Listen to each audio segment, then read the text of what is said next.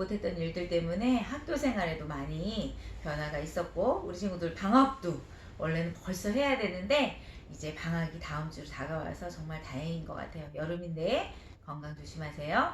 자, 우리가 고린도 교회에서 쓴 로마서를 우리 보려고 해요. 이 로마서가 쓸 때의 상황은 바로 이랬어요. 어땠냐? 고린도 문제가 해결된 상황이에요. 어디에서? 디도를 만남으로 마케도니아에 있을 때 디도가 오므로 어떻게 됐어요? 고린도 문제 해결이 잘 됐어요. 이렇게 얘기한 상황이었고, 1, 2, 3차 선교 여행을 마무리하는 단계예요.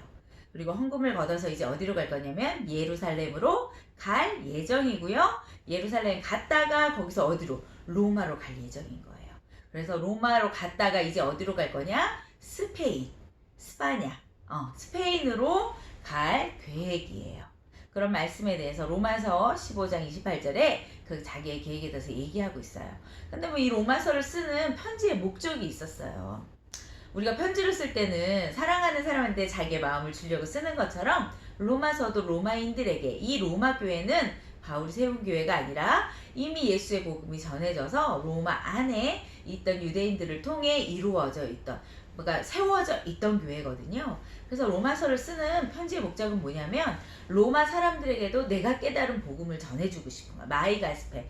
이 바울이 깨달은 복음을 알려주고 싶은 그런 마음에서 쓴 편지예요. 그리고 스페인에 갈 때 땅끝이잖아요. 그죠? 스바냐라고도 하고 서바냐라고도 하는 그 다시스였거든요. 여기가 끝, 지구 끝이었다고 생각했던 그곳이었는데, 거기 갈 때 너희들이 뭐 해줬으면 좋겠어? 후원해줬으면 좋겠어. 우리 교회에서도 많은 후원을, 선교사님들에게 후원을 하고 있잖아요. 그런 것처럼 이 바울도 자기가 물론 자비량을 하지만 자비량을 하는 것만 하려고 하면 주의 복음을 잘 전할 수 없는 거예요. 그래서 너희들이 후원을 해주면 내가 복음 전하는 일에 조금 더 유익할 것 같아. 좀 도와줄 수 있겠어? 이런 편지 내용이 있고요. 그 다음에 나 로마 교회 갔다가 어디 갈 거야? 스페인 갈 거야. 이렇게 얘기한다는 거예요. 그래서 선교 이후 전략이 뭐냐면 지금까지 바울이 전한 지역이 어디냐면 헬라 지역이었어요. 이 헬라 지역에서 열심히 복음을 전했기 때문에 이제 자기가 생각하는 땅끝, 왜 땅끝까지 가죠? 예수님이 뭐라고 얘기하셔? 마지막 땅끝까지 이르러 내 증인이 되라, 이렇게 사도행전에서 말씀하셨던 것을 기억하는 제자들은 그 하나님의 비전, 예수 그리스도의 그 비전을 이루기 위해서 땅끝까지 가야 되는 거예요. 그래서 이제 나는 헬라어권에서 다 복음을 전했기 때문에 어디로 가야 되는 거예요? 라틴어권으로 넘어가겠다라고 하는 비전을 바울이 품고 있었어요.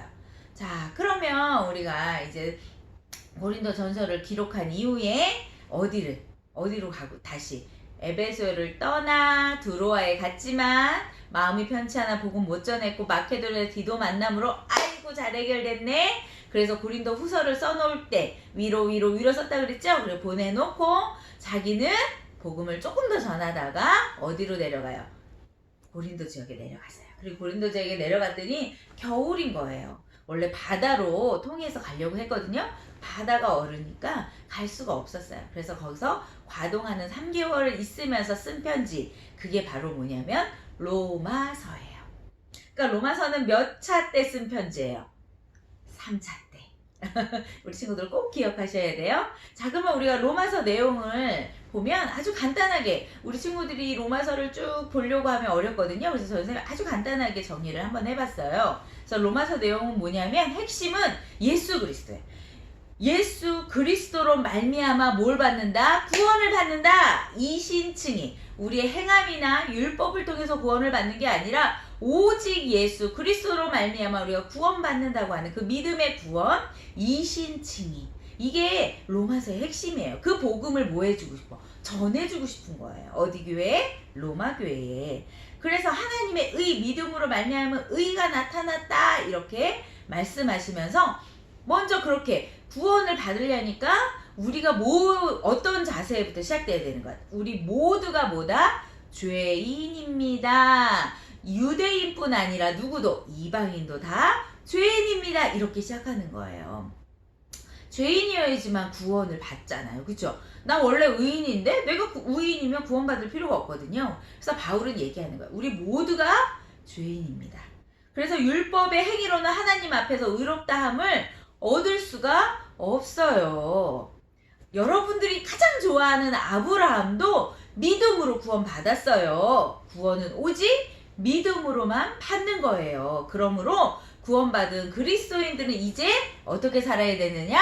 성령을 쫓아 살아야 돼요. 성령께서 우리에게 주시는 지혜와 말씀대로 살아야 해요. 새 생활을, 이걸 뭐라 그래? 성령을 쫓아서 사는 생활을 새 생활이라 그래요. 그래서 새 생활을 하는 그리스도인은 죄로부터 뭐예요? 해방돼요.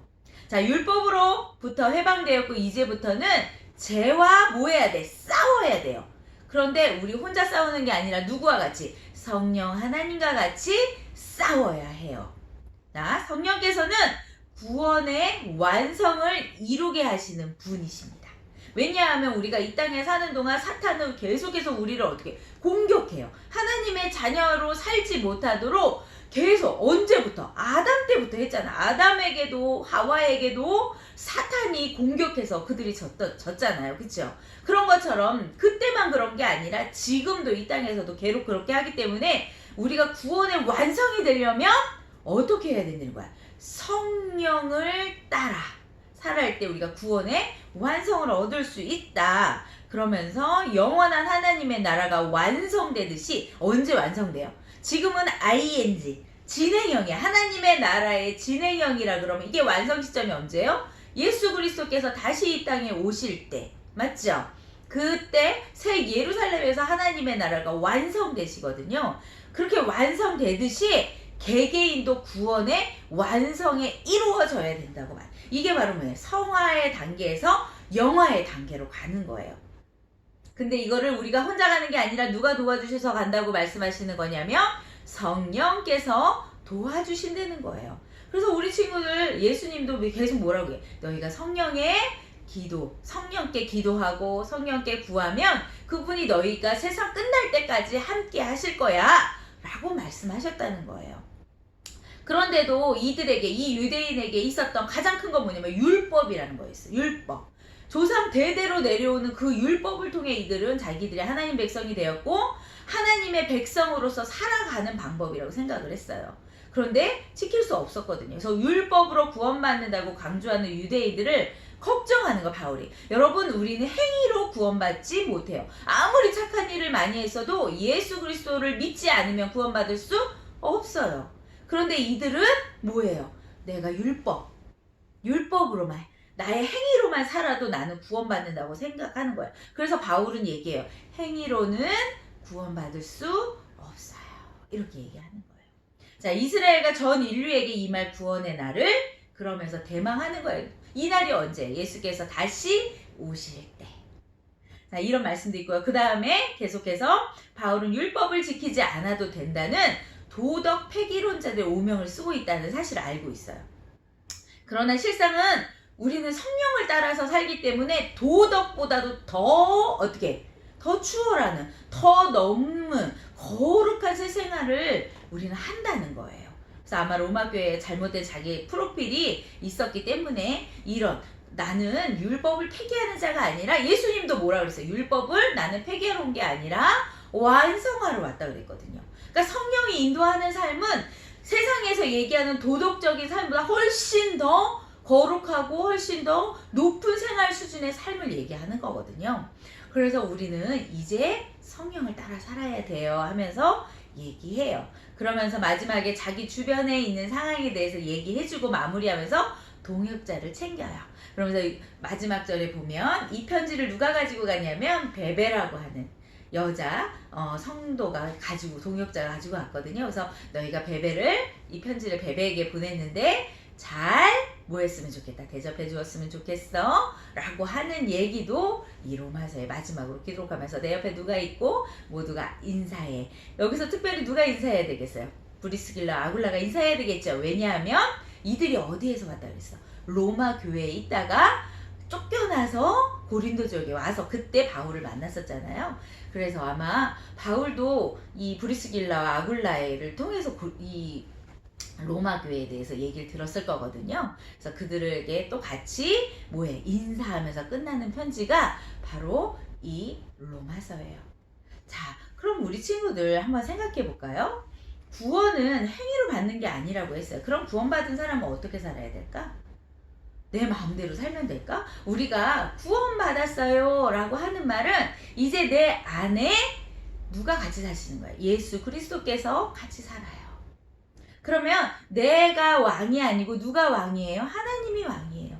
예수님이 왕이에요. 그래서 나는 그분의 말씀대로 살 거예요. 그분의 말씀이 바로 뭐냐면 성경이잖아요. 그래서 그분의 말씀대로 사는데 내가 잘 깨닫지 못할 때도 있고 내가 잘 알지 못할 때도 있어. 그래서 누굴 보내주셨어? 보혜사 성령님을 보내주셨고 오늘 로마서에 말씀하신 것처럼 우리는 성령께서 인도하시는 대로 우리가 살아가야 된다는 거야. 내 마음대로 사는 게 아니라 성령의 인도를 따라 하나님의 말씀대로 사는 것. 그게 바로 구원받은 성도가 살아가는 방법이에요. 사랑하는 우리 감선중앙교회 친구들, 이제 우리가 다음 주부터 16일부터 우리가 이제 다시 1시 반에 모여서 예배 드릴 거예요. 2층 소예배실. 혹시 길을 잊어버린 친구들은 없겠죠? 네, 2층 소예배실에 다시 우리가 모여 예배 드릴 거예요. 저는 그날을 굉장히 기대하고 있어요. 우리 친구들 모습을 우리 친구들이 꼭 와서 함께 하나님 앞에서 우리가 예배하는 그 날을 전사님 참 기대하고 있는데 우리 친구들 그러는 동안 우리의 삶은 어때? 교회에 와서만이 아니라 어디에서도 우리가 살고 있는 모든 생활의 영역 가운데 우리는 성령께서 인도하시는 대로 하나님의 말씀대로 살아가는 것. 그게 바로 누구예요? 구원받은 사람이에요. 오늘 이번 주 한 주간 살아가는 동안 전사님 생각했어요. 하나님이 내 편이라서 너무 좋아요. 나는 하나님이 늘 내 편이라서 너무 좋아요. 이렇게 기도하고 기뻐했거든요. 그런데 하나님 그걸 물어보시는 거예요. 그럼 너는 누구 편이니? 이렇게 물어보셨어요. 우리 친구들은 누구 편이에요? 하나님이 내 편일 때 나 너무 좋아요. 그러면 나도 하나님 편에서 살아야 돼. 이게 바로 뭐예요? 성령이 인도하는 대로 살아가는 구원받은 백성이 되는 거예요. 우리 친구들 우리 만날 때까지 구원받은 백성처럼 살아갑시다. 그렇게 되게 하실 줄을 믿습니다. 자, 우리 기도하고 마칩니다. 사랑의 하나님 감사합니다. 고린도 교회에서 쓴 이 로마서를 우리가 함께 읽을 수 있어서 너무 좋아요. 하나님 구원은 오직 예수 그리스도로 말미암고 그 예수 그리스도를 믿음으로만 구원을 받는다는 이 사실 앞에 우리도 하나님 앞에 아멘으로 화답합니다. 그러나 우리가 구원받았으니까 이 땅에 사는 동안 구원의 완성을 이루기 위한 새 생활을 살아야 해요. 우리 사랑하는 귀한 친구들 잊지 않도록 도와주시고 성령께서 새 생활로 날마다 인도해 주세요. 함께 하심을 믿고 감사드리며 살아계신 예수 그리스도의 이름으로 기도합니다. 아멘. 자, 8월 16일은 우리 소예배실에서 1시 30분에 만나요. 바이.